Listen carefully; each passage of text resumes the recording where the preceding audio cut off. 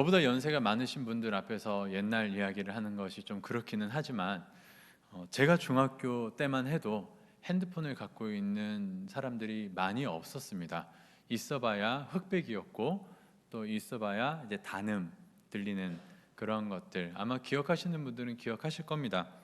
핸드폰도 거의 없었기 때문에 서로 연락할 수 있는 친구들도 없었고, 그래서 뭘 할 수 있는 정도는 아니었고, 인터넷도 당연히 아니었기 때문에 대개 이제 몸으로 노는 것들이 참 많았던 시절이었던 것 같습니다.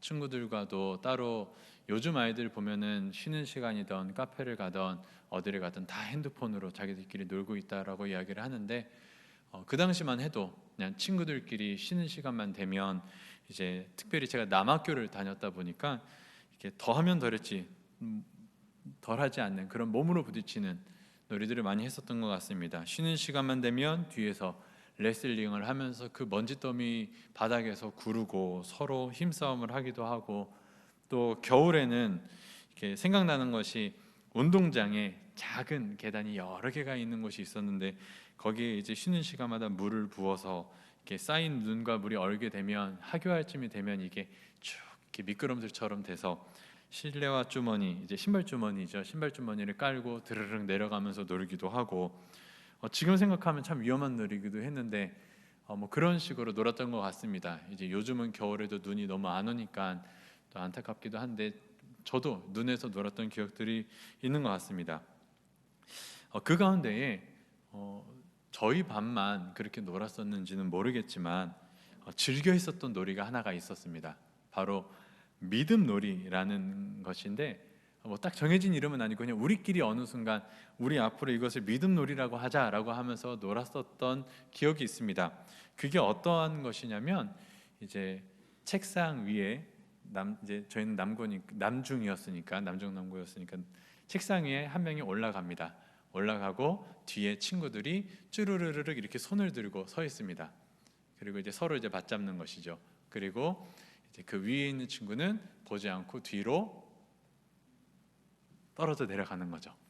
그러면 이제 친구들은 이렇게 자기들끼리 마주 잡고 손을 쥐어서 쭉 서 있으면, 이제 거기에 친구들을 믿고 탁 몸을 맡기는, 왜 했는지 모르겠습니다. 왜 했는지 모르겠지만 그게 꽤 재밌어서 돌아가면서 이제 믿음놀이라고 하면서 이렇게 했었는데, 여러분 이 믿음놀이를 이제 상상해 가시죠? 상상해 가실 때 이 믿음놀이를 할 때 가장 중요한 게 뭔지 아십니까? 물론 남중 또 남자아이들이었다 보니까 뭐 못 받을 걸 걱정하지는 않았습니다. 힘 풀려서 떨어지거나 이런 걸 걱정하지는 않았고요. 이제 다만 중요한 것은 뒤가 준비가 잘 되어 있는지, 서로 손은 잡았는지, 또 딴 곳을 보고 있지는 않은지, 뭐 이런 것들이 가장 중요했죠. 그래서 서로 간의 타이밍이 중요했기 때문에 항상 이 소리가 기억에 납니다.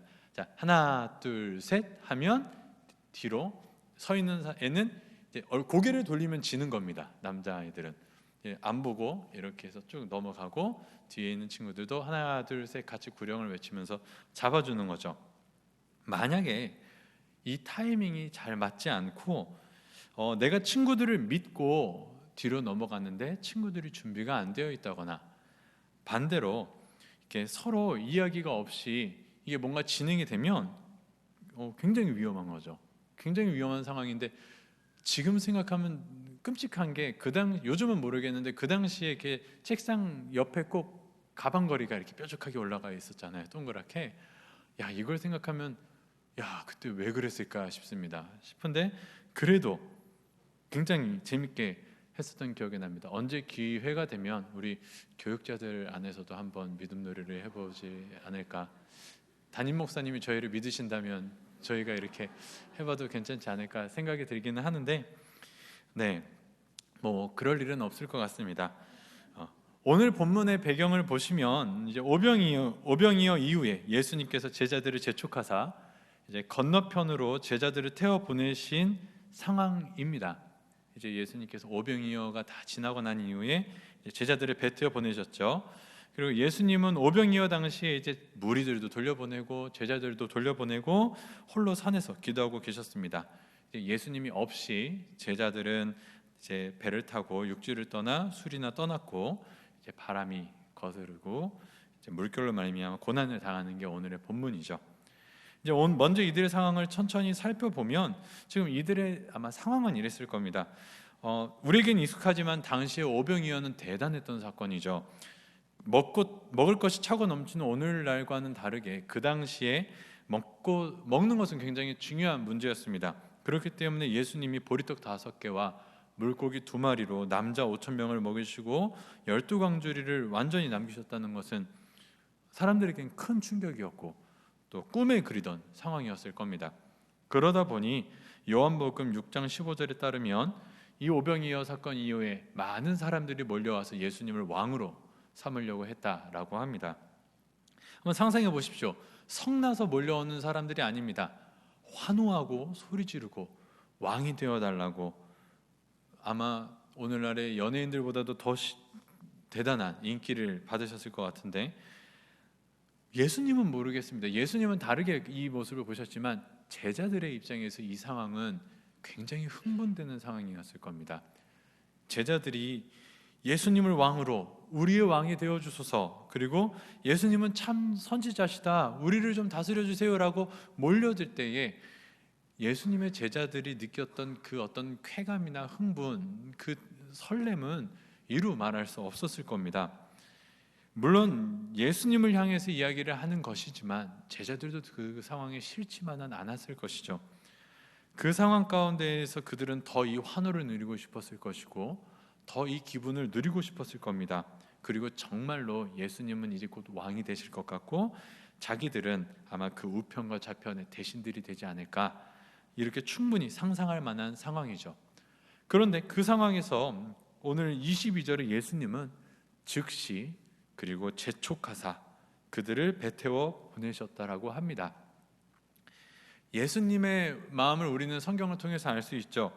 그 군중이 이렇게 흥분하고 부르짖었던 이유는 표적을 본 까닭이 아니라 떡을 먹고 배부른 까닭이었다라고 말씀을 하시기 때문에 예수님은 그것을 원하시지 않으셨고, 그래서 이것이 오해가 되지 않을 수 있도록 제자들도 빨리 즉시 재촉해서 이 자리를 떠나게 하신 거죠. 물론 예수님은 이 상황을 아시고 또 원하시지 않으시고 보내셨지만 제자들은 어땠을까요? 배를 타고서도 아마 제자들은 그 들뜬 마음에 배 안에서 계속 오병이어에 대한 이야기, 또 앞으로에 대한 이야기를 했을 겁니다. 사람들의 엄청난 반응을 서로 계속 나누었을 겁니다. 그들은 들떠 있었을 거고 또 신나 있었을 거고, 그리고 야, 이런 식이면 우리의 앞길은 탄탄대로다. 야, 우리가 예수님이 이렇게 함께 할 수 있다라는 게 대단한 행운이다. 앞으로 우리는 오병이어를 봤으니까 야, 굶는 거는 걱정할 필요가 없겠다. 굶는 것도 걱정할 필요가 없고, 또 달리다 그 한마디 갖고 죽은 소녀도 살리시는 분이 예수님인데, 야, 그분과 우리가 함께하는 제자들이라니 엄청난 특권이구나 라고 하면서 아마 굉장히 흥분되고 앞으로에 대한 소망이나 기대로 가득 차 있었을 겁니다.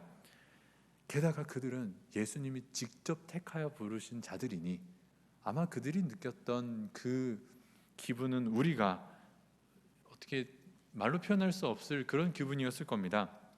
걱정할 것이 없었죠. 그런 상황 속에서 배는 갈릴리 호수, 갈릴리 바다를 향해 가고 있었고, 이제 바람이 막 물결이 일어서 이제 고난을 당하게 되죠. 말이 고상하게 표현이 되어 있죠. 말 그대로 어두운 밤이 되었고 거센 풍랑이 일어서 배가 위험하게 됐다라고 하는 겁니다. 여기서 우리는 잠깐 신약 성경 안에서 밤과 바다라는 그 메타포에 대해서 잠깐 이야기를 하고 가야 합니다. 신약 성경 안에서 밤과 바다가 갖고 있는 의미가 있는데 바로 그것은 말 그대로 부정적인 의미들을 이야기하고 있다는 것을 우리는 잠깐은 알고 가야 되죠. 밤은 말 그대로 어두움 또는 아무것도 보이지 않는, 아무것도 할 수 없는 어떤 그러한 절망과 막연한 상황을 이야기를 하고, 또 바다라는 이 상징은 어두운 자리, 또 음부, 귀신들의 처소 또는 환란의 자리, 이런 것들을 이야기를 합니다. 그러한 이해 속에서 지금 제자들은 어두운 밤에 바다 한가운데에서 사나운 풍랑을 만났다라고 했으니, 즉 다른 말로 표현하면 아무것도 할 수 없는 막연한 시간에 음부의 한가운데에서 거센 환란을 당했다라고 봐도 되는 것이죠. 참 이런 것을 보면 우리는 성경 속에서 인생을 보게 되는 것 같습니다. 이들은 바로 방금 전까지만 해도 세상에서 비교할 수 없는 놀라운 황홀한 경험을 했습니다. 그런데 말도 안 되는 기적을 보고 사람들의 열렬한 환호 속에 벅찬 가슴을 품고 또 기대되는 미래를 꿈꿨는데 한순간에 그들은 어두운 밤에 거센 풍랑으로 말미암아 환난 한가운데에 있게 되었다라는 말입니다. 그것도 누구 때문이죠? 누가 재촉해서 즉시 보내었죠? 예수님이 즉시 재촉해서 보내셨는데 이 지경이 된 거죠. 그냥 예수님이 가만히 계셨으면 그곳에서 그 환호와 또 환영을 누리며 대접을 받으며 기분 좋게 있을 수 있었을 겁니다. 어디라도 가서 쉴 수 있었을 겁니다. 그런데 예수님께서 갑자기 급히 재촉하시며 배를 태우시더니 가 빨리 가라고 이야기를 하시면서 가는 도중에 맞닥뜨린 건 다름 아닌 자칫 잘못하면 생명을 좌지우지할 수 있을 만큼의 바다 위의 고난, 이 갑작스러운 상황의 변화의 주체가 예수님이라는 것은 우리에게 매우 큰 충격을 선사하죠. 우리 인생도 마찬가지인 것 같습니다. 그리스도와 함께 걷다 보면 어느 때에는 오병이어와 같이 상상하지 못할 만큼의 놀라운 일을 경험하기도 합니다. 그리고 실로 세상이 따라 할 수도 없는, 알 수도 없는 엄청난 일들이 내 삶에서 일어납니다. 매일이 그랬으면 좋겠고 또 열 사람 부럽지 않은 당당함과 자신감이 나를 사로잡으며 이 예수와 영원히 함께해야지라고 생각할 때가 있죠. 그래, 역시 예수님을 선택하기가 잘했어. 보리떡 5개와 물고기 2개로도 이렇게 먹이시는데 내가 살아가는데 무슨 걱정을 하겠어? 앞으로도 걱정이 없지. 그런데 우리 인생이란 참 그 좋을 때, 딱 그 좋을 때 조금 더 누렸으면 좋겠다라고 생각하는 그때 예수님께서 우리를 등 떠미실 때가 있다라는 거죠. 그것도 즉시 재촉하사 그 좋았던 자리에서 우리를 다른 곳도 아닌 바다 한가운데로, 환난 속으로, 고난의 장소로 말입니다. 여기서 먼저 솔직히 말해서 예수님께 묻고 싶어집니다. 대체 예수님은 왜 굳이 그러셨을까? 모든 것을 아시는 우리 주님께서는 이렇게 가면 그곳에서 풍파를 만날 것을 분명히 아셨을 텐데 왜 보내셨을까? 그리고 그것이 제자들을, 우리들을 힘들게 할 것을 아셨을 텐데 왜 그리도 그들을 재촉하셨을까? 그냥 그날은 육지에서 머무르고 쉬다가 다음 날 밝은 때에 함께 넘어가시면 안 됐었을까? 게다가 더 황당한 것은 그들이 환난 가운데 있도록 하실 때에 우리 주님은 그곳에 함께 계시지 않으신 것처럼, 않으셨죠? 계시지 않았다라는 사실이죠.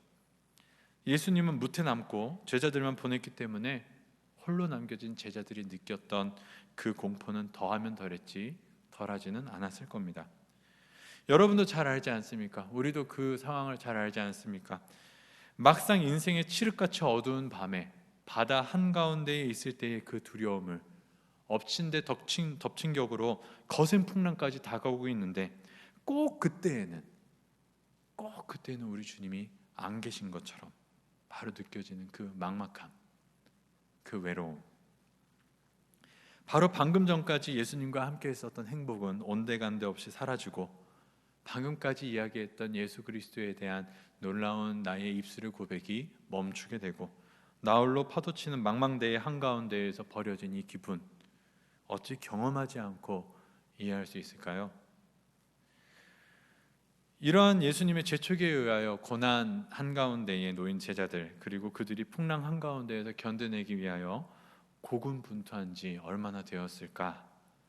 성경은 밤 사경이 되었다라고 이야기를 합니다. 사경이라고 하는 것은 새벽 3시에서 6시쯤을 이야기를 합니다.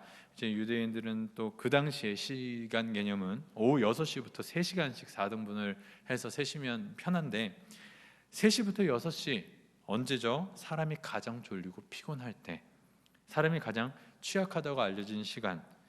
우리 또 교육자 중에서 장교 출신인 우리 또 유영희 목사님께 여쭤보니까 군대에서도 이 시간은 굉장히 조심하고 위험한 시간이라고 하더라고요. 6.25도 그쯤에 일어나지 않았습니까? 아주 위험한 시간, 사람이 취약해지는 시간, 피곤해지는 시간, 그 가장 깊은 어둠 속에서 가장 힘든 때에, 힘겹게 노를 젓고 있을 때에 무엇인가 저벅저벅 무리를 걸어옵니다. 무엇이죠? 제자들은 그것을 보고 유령이라고 합니다. 유령이다라고 소리를 지르죠. 당연히 그들은 그것이 예수님이라고 상상할 수가 없죠. 무리를 걷는 사람이 어디에 있으며 예수님께서 굳이 그렇게 오실 이유가 어디 있었습니까? 전혀 생각할 수가 없죠. 지금 시간이 시간이라고 말씀드렸죠. 인간이 가장 취약한 시간, 가장 피곤한 시간. 이제는 지금까지는 버티려고 노조하면서 잘 버텨왔지만 이제는 비몽사몽 피곤합니다. 힘듭니다. 지치고 다 놓고 싶습니다. 제정신이 아닌 그때에 갑자기 뭐가 걸어오니 그걸 보고 누가 어느 정신의 예수님인가 보다 생각하겠습니까? 그러니 당연히 유령이다라고 소리 지르는 것이 당연한 것 같습니다. 그때 27절에서 그들의 소리를 보고 예수님이 즉시 이르시되 안심하라 나니 두려워 말라라고 이야기를 하시죠. 그리고 나서 여기서부터 이제 마태복음에만 나오는 특별한 사건이 기록되는데 바로 베드로에 대한 이야기입니다. 우리는 잘 아는 이야기죠. 베드로가 그 제자들의 소리를 듣고서는 예수님이 나다 안심해라 라고 하니까 베드로가 주님, 마님 진짜 주님이면은 나를 명하사 무리로 오라 하소서. 확실하지 않을 때입니다. 유령인지 예수님인지 확실하지 않을 때 베드로가 묻는 거죠. 진짜 주님이면 걸어오라고 해보세요. 그러니까 예수님이 오라라고 하시죠. 그리고 베드로는 배 위에서 내려 무리를 걷죠. 그리고 그러다가 바람을 보고 무서워 빠지고 예수님이 도와달라고 하는 베드로를 또 붙잡으시며 이제 뭐 믿음이 적은 자여 왜 의심하였느냐라고 하면서 배에 오르니 바람이 그쳤다라고 하는 이야기. 우리가 잘 아는 이야기입니다. 너무 많이 들은 이야기죠. 이 이야기 속에서는 거센풍랑 속에서 예수님과 함께 무리를 걸은 베드로, 그리고 물론 바람을 보고 믿음이 좀 흔들려서 물에 빠지기는 했지만 인생의 어두운 때의 거센 풍랑 속에서도 예수님과 함께 또 그분을 믿기만 하면 그 풍랑 위를 육지처럼 걸을 수 있다라는 귀한 은혜의 말씀이 있죠. 귀한 은혜가 있습니다. 특별히 22절, 27절, 31절에 나오는 즉시라는 단어를 조금 더 주목해서 보면은 더 은혜가 되기도 합니다. 10절도 안 되는 짧은 구절 안에 3번이나 나온 단어, 이 즉시라는 단어를 보면 더 은혜가 되죠. 22절에 사람들이 왕으로 할 때 즉시 보내셨고, 즉시 재촉하셔서 보내셨고, 27절에 제자들이 두려움 속에서 소리 지를 때에도 예수님이 즉시 안심시키시고, 베드로가 물에 빠져갈 때에 도와달라고 했을 때에도 즉시 손을 뻗으사 붙잡으셨죠. 예수님이 성격이 급하셔서 즉시 하셨나 보다, 이게 아니라 이 말은 예수님의 행하심이 우리가 생각하는 것만큼 더디거나 느리지 않다라는 것을 보여주는 단편적인 부분입니다. 우리가 두려울 때, 우리가 물에 빠져갈 때, 그때에도 주님은 즉시 안심시키시고 즉시 우리를 구원해 주시는 분이시죠. 예수님은 육지에 계시고 우리는 깊은 바다 한가운데 있는 것 같고, 또 예수님의 구원이 더딜 것 같고 예수님과 먼 것 같을지라도 주님이 손 내미시면 즉시 우리를 구원하실 수 있는 분이십니다. 그래서 우리가 해야 될 것은 믿는 것이죠. 믿음으로 아무리 깊은 시간 어두움 속일지라도, 그때가 사경과 같이 사람이 가장 연약할 때일지라도, 아무리 풍랑이 있는 곳일지라도 믿음으로 배에서 내리면 베드로와 같이 그 역경을, 아니 그 역경 위를 도리어 걸을 것이다 라고 이야기하는 것. 아까 분명히 밤과 바다에 대한 이야기를 했죠. 밤은 어두움, 아무것도 보이지 않음, 아무것도 할 수 없고 절망과 막연함. 그리고 바다는 어두움 또는 음부, 환란의 자리 등을 뜻한다고 했으니, 노를 젓기만 하면 풍파를 이길 수가 없고, 또 자신의 힘으로 풍랑과 싸우려고 했으면 결코 인간은 결국은 지치게 될 것이지만, 그때에 배 위에서 예수님과 함께 믿음으로 나온다면 그 밤과 바다의 위를 걸을 것이다. 이러한 놀라운 하나님의 은혜를 경험하기 위해서는 일단 그 말씀을 듣고 배에서 나와서 기적을 경험하십시오 라는 어떤 그런 내용들. 그래서 베드로처럼 오라는 소리를 듣고 말씀을 믿고 내 환난과 역경 가운데로 발을 내딛기만 하면 그것을 피하는 것이 아니라 도리어 넘어서는 경험을 할 것입니다 라는 이 말씀들, 아마 베드로가 무리를 거는 이 본문에 대한 설교를 하라면 가장 먼저 떠오르는 내용일 것입니다. 저도 이 말씀을 보면서는 항상 그 말씀이 떠오르고 은혜가 됩니다. 정말로 은혜가 되죠.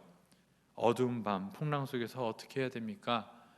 배에서 나오십시오. 그리고 무리를 걷게 될 것입니다. 당신을 겁주었던 환란이 도리어 디딤발이 되어 높이 당신을 높이 올려줄 것입니다 라는 내용, 전적으로 동의하고 저도 굉장히 은혜를 받으며 감동받은 내용들입니다. 저뿐만이 아니라 아마 이 말씀에 대해서 설교를 몇 번 들으신 분들은 이러한 내용들을 익숙하게 아마 들으셨을 겁니다. 그런데 여기서 솔직하게 이야기하고 싶은 부분들이 있습니다.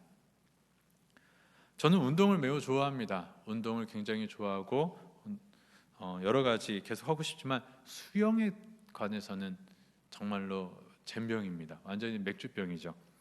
물에 뜨지도 못합니다. 예전에 대학생 때 섬에 가서 선교를 할 기회가 있었는데 섬 아이들이 2시간 동안이나 붙잡고 저를 뜨게 해보겠다고 노력을 했는데 결국은 포기했습니다. 바닷물에서도 못 떴어요. 그렇기 때문에 저는 물을 굉장히 불편해합니다. 물이 굉장히 어렵습니다. 그리고 무섭죠. 특별히 물을 보는 건 좋아하는데 물 안은 저에게는 완전히 낯선 세상입니다.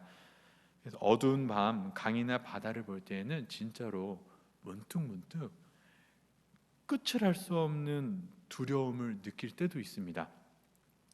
밤에 이렇게 바다를 보신 적이 있으신지요? 밤에 바닷가나 어떤 배 위에서 넓은 어두운 바다를 보면 아무것도 안 보입니다.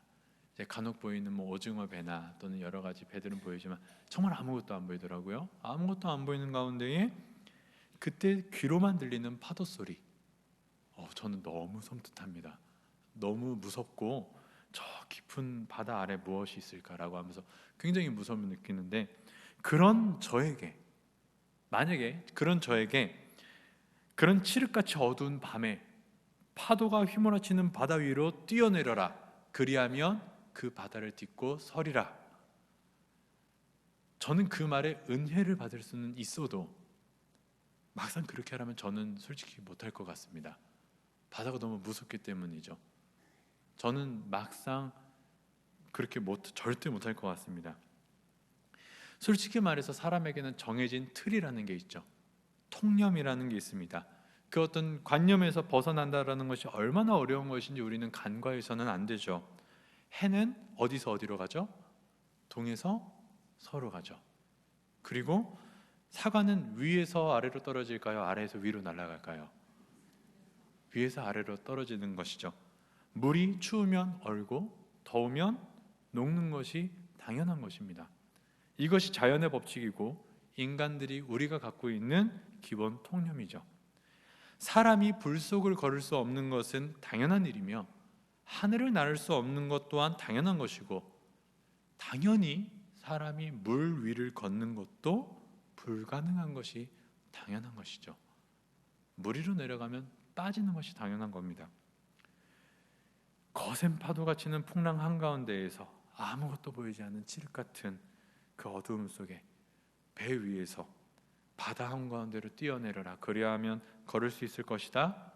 상식적으로, 우리의 통념적으로 받아들일 수 있는 내용일까요?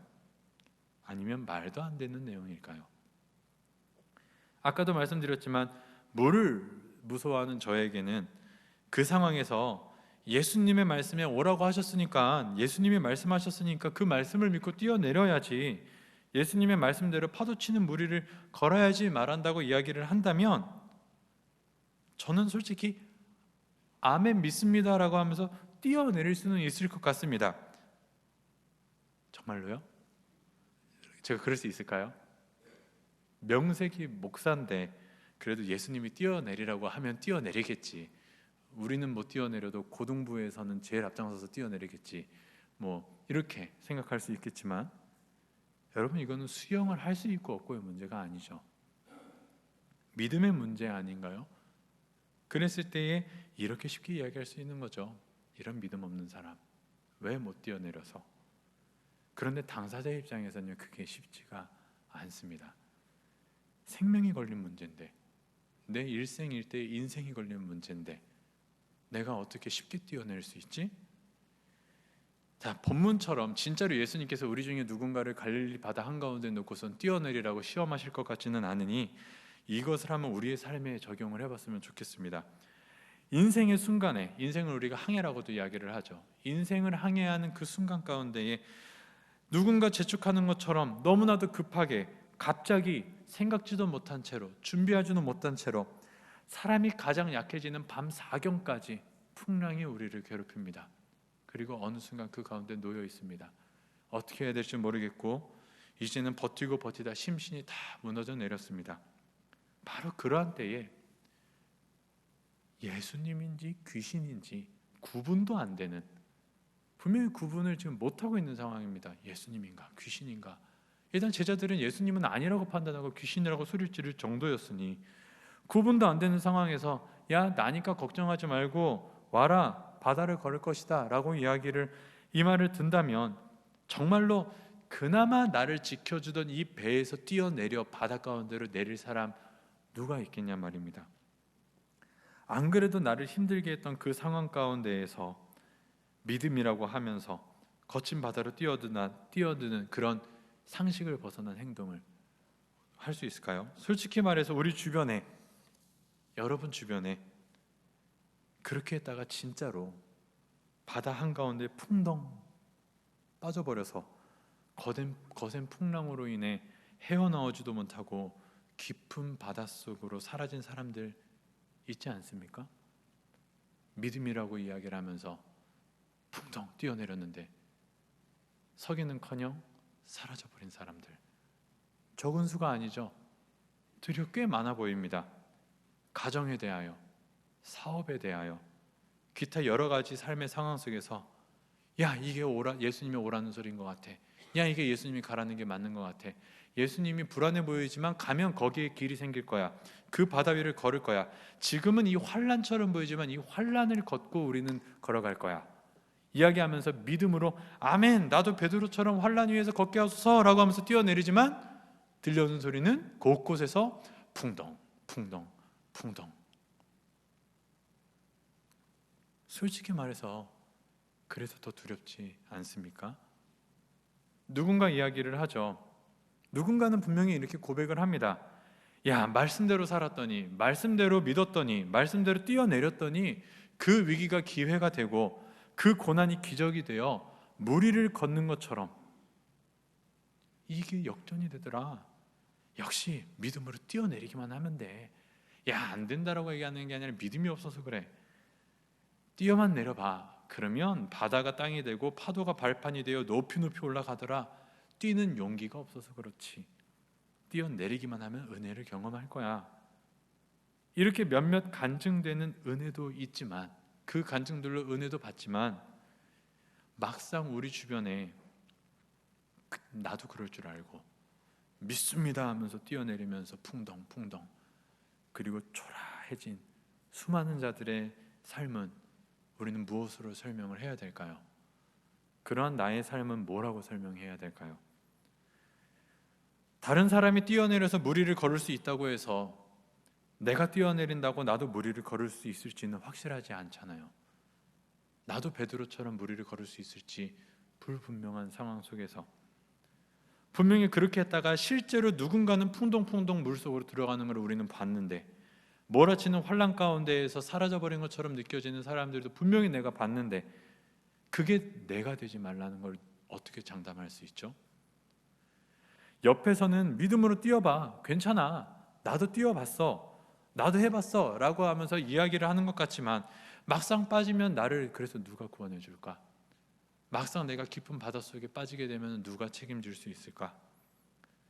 옆에서 돋굽기만 하고 아무것도 책임져 줄 수 없는 사람들이 있다면 무책임한 게 아닐까?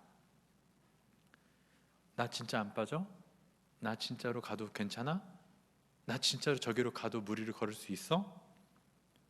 근데 왜 저 사람들은 그렇게 믿는다고 하면서 갔는데 물에 빠졌어? 왜 저렇게 초라하고 막는 거야? 이러한 질문에 많은 이들은 이렇게 쉽게 이야기를 하죠. 아, 그거? 쟤네가 왜 저렇게 됐냐면 예수님이 오라고 한 게 아닌데 자기들이 착각해서 예수님이 뛰어내리라고 한 것이라고 생각하고 뛰어내려서 그래. 그냥 자기 생각을 하나님의 말씀인 줄 알고 착각해서 뛰어들었나 보지. 밤 4경쯤이잖아. 안 그래도 힘들고 지치는데 그 피곤한 시간에 비몽사몽해서 경황이 없었나 보지. 지푸라기라도 잡고 싶은 생각이 그랬나 보지. 헛것을 보고 착각한 거야. 쟤네가 운이 없었어. 그러니 빠졌지. 말이 쉽죠. 말은 참 쉽습니다. 여러분, 오늘날 실제로 우리의 삶 가운데서 예수님이 그렇게 저벅저벅 걸어오셔서 진짜로 우리 귀에 들리는 음성으로 야, 와라, 나다 이야기해 주시는 경우가 어디 드뭅니까? 진짜로 예수님이 너 여기 가고 저기 가, 이거 하고 저거 하지 마, 이렇게 딱 부러지게 이야기해 주시는 경우가 요즘 빈번하답니까? 기도하는 중에 진짜 하늘에서 들리는 음성을 듣느니 과연 몇이나 있습니까? 이게 오늘날 살아가는 우리 그리스도인들의 현실이죠. 그렇기 때문에 돌고 돌았지만 솔직히 말해서 묻고 싶은 질문은 바로 이것입니다.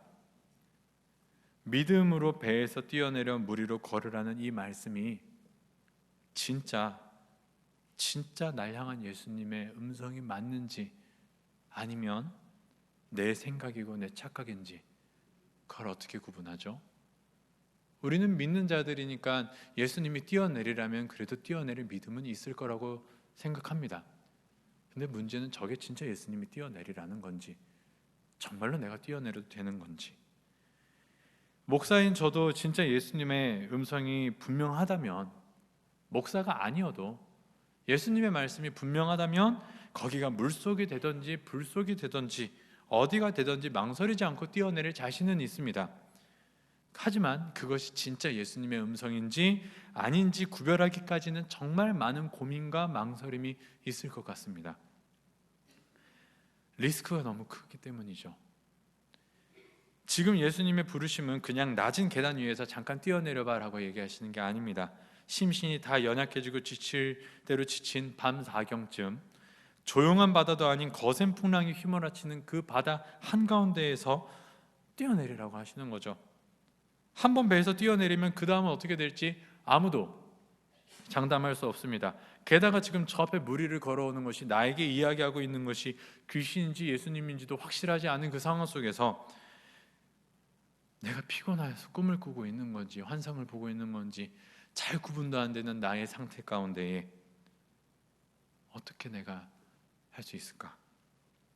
만약 그게 귀신도 예수님도 아니고 파도 소리를 잘못 듣고 그냥 내가 혼자 뛰어내리는 거라면 그 뒷감당은 어떻게 하지?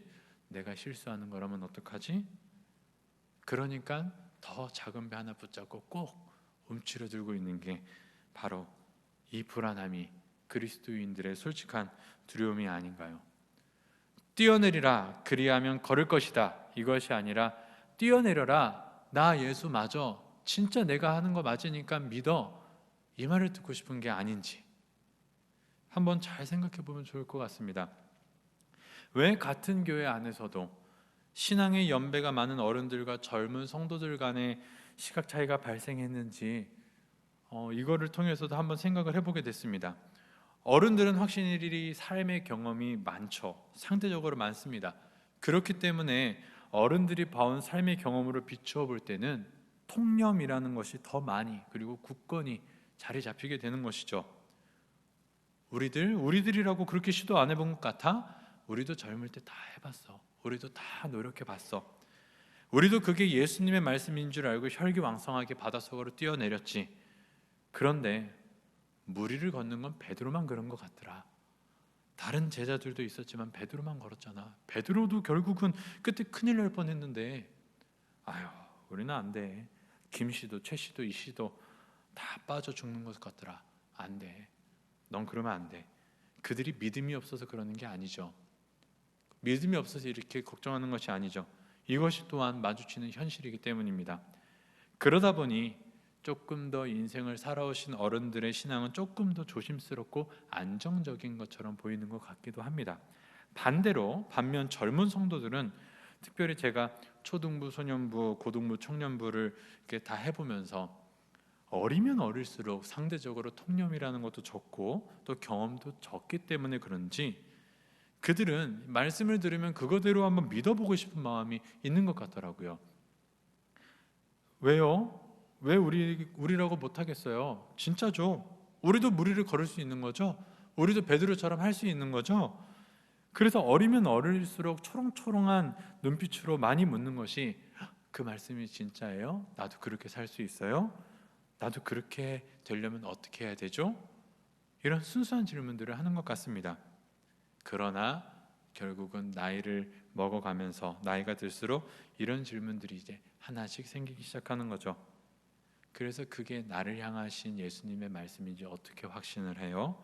어떻게 분별을 해요? 청년들까지만 가도 이제 이 고민이 크죠. 그게 솔직히 나를 향한 말씀이신지 어떻게 확신하죠? 말 그대로 했을 때 실패한다면 누가 책임지죠? 라는 것들.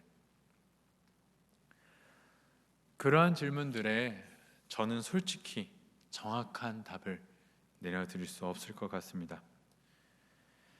결국은 모든 것이 합력하여 선을 이룰 것입니다. 하나님께서 그 모든 순간을 사용하셔서 당신의 자녀들을 연단하시고 결국은 이 땅이 아닌 하나님의 나라의 거룩한 백성으로서 준비를 시키시는 것은 분명합니다. 하나님은 살아계시고 당신을 사랑하시며 포기하지 않으시고 우리가 알 수 없는 당신을 향한 원대한 계획이 분명히 있을 겁니다 라는 성경이 이야기하는 원칙은 쉽게 이야기할 수 있습니다.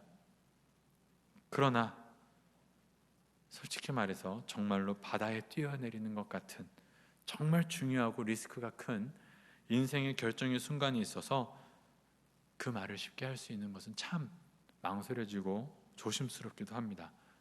우리가 점쟁이들처럼 빈 다음에 팥이나 콩을 던져서 뜻을 알 수 있는 것도 아니고 제비를 뽑아서 그것을 결정하는 것도 아니죠. 그렇기 때문에 우리가 그 사람을 놓고 하나님께서 이 사람의 길을 잘 인도해 주시기를 위해서 기도할 수는 있지만, 점쟁이나 무담처럼 삶의 자리에서 언제 어느 방향으로 뛰어내리면 그 무리를 걸을 수 있을지, 그 사업을 어떻게 진행하면 잘 되는지, 이 가게를 차려도 되는지 그만둬야 하는지, 또는 이 사람을 만나도 되는지, 이 일을 해도 되는지, 무엇을 해도 되는지, 그것에 도전해도 되는지, 그게 예수님께서 오라는 부르심이신지 아닌지, 그런 것들을 이야기해 주는 것은 참 쉽지 않습니다. 그런 것은 성경적인 것 같지도 않고요. 다만 이 한 가지는 이야기해 드릴 수 있을 것 같습니다. 다른 건 몰라도 이것 한 가지는 분명히 이야기해 줄 수 있을 것 같습니다. 저보다도 또 우리들보다도 예수님을, 그리고 누구보다도 예수님을 가장 잘 아시는 분이 있으니 불안하다면 그분께 여쭤보시는 게 제일 좋지 않을까요? 누구보다도 예수님을 잘 아시는 분입니다. 그분은 결코 예수에 대하여는 실수하지 않으시고, 그리고 결코 예수님의 음성을 우리에게 잘못 전달할 리도 없으시며, 바로 그분은 지금 여러분과 함께 계시고, 바로 그분은 여러분이 예수에 관하여 질문하는 모든 것에 대하여 최선을 다해 최고의 방법으로 우리를 도우시는 분이십니다. 바로 우리를 도우시는 분, 성령님이십니다.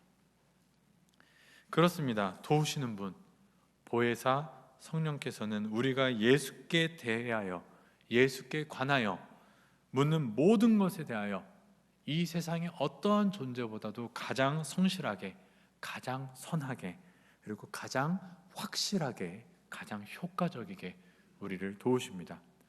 어두운 밤, 거센 풍랑 속에서 예수님이 유령인지 꿈인지 환상인지 알 수 없을 때 그분의 음성이 진짜 예수님의 음성인지를 알고 싶으시다면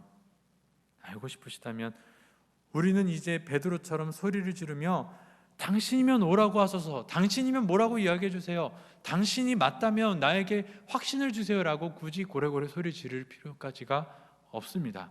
바로 내 안에 계신 성령께 예수님의 뜻이 무엇인지, 날 향한 예수님의 음성이 맞는지, 예수님이 나에게 무엇을 말씀하시기를 원하시는지 그렇게 알기를 원한다고 물어볼 때 성령은 분명히 여러분께 알게 하실 겁니다. 즉, 이 말은 다르게 이야기해서 기도밖에는 방법이 없다라는 말이죠. 기도하지 않고서는 예수님의 뜻을 깨닫고 나아갈 수 있는 방법이 없습니다. 기도하지 않고 삶을 살아내는 것은 예수님이 오라고 하지도 않았는데 바다 위로 뛰어드는 위험한 행동과도 같고요. 반대로 기도하고 뜻을 물으며 살아갈 때에는 거센 바다와 같은 그 역경 속에서도 도리어 우리의 발을 디딜 수 있는 곳으로 그것을 바꿔주시는 놀라운 역사가 있게 된다라는 말입니다. 아까 처음에 이야기했었던 믿음놀이 기억하시죠? 믿음놀이에서 가장 중요한 것은 나를 받아주는 사람들을 믿고 내가 용기를 갖고 몸을 뒤로 하는 것도 중요하지만 그 이전에 가장 중요한 것은 서로 준비가 되어 하나 둘 셋이라는 구호에 맞춰서 내 몸을 맡겼을 때 받아주는 것이라고 이야기를 했습니다. 물론 능력에 하나님께서는 잡아주셔서 죽게 하시지는 않으시겠지만 그 맞출 때는 그게 가장 중요하다고 말씀드렸죠. 예수가 나를 오라고 할 때 내가 뛰어내려야 하고, 뛰어내리는 용기보다 중요한 것은 그 예수님의 음성에 맞춰서 뛰어내리는 것입니다. 오라고 하실 때의 주의 음성인 줄 알고 뛰어내려야지, 밑도 끝도 없이 믿습니다 하면서 갑자기 내가 뛰어내리는 것은 믿음이 아닌 광기 또는 잘못된 믿음이라고 볼 수 있죠. 인생은 참 다사다난한 것 같습니다. 오병이어가 있었던 바로 그날, 그리고 그날 밤 그들은 이런 일을 겪었습니다. 우리의 인생도 어느 순간은 너무 좋았던 것 같은데 어느 날 갑자기 나를 재촉하셔서 준비할 틈도 없이 어둠 가운데 홀로 내버려 두시고 주님은 떠나신 것처럼 느껴질 때가 있죠. 나를 홀로 두시는 것 같은 그때에 오늘날 우리는 예수님을 직접 만날 수 없습니다. 오늘날 우리는 예수님을 이들과 같이 사람 대 사람으로 만나서 직접 물어볼 수는 없죠. 그러나 이제는 우리는 그 중간에서 예수의 음성을 듣게 하시고 우리의 음성을 예수께 전하시는 분, 성령, 예수와 우리 사이에 성령이 계시니 우리는 이제 저쪽에 귀 기울여서 당신입니까?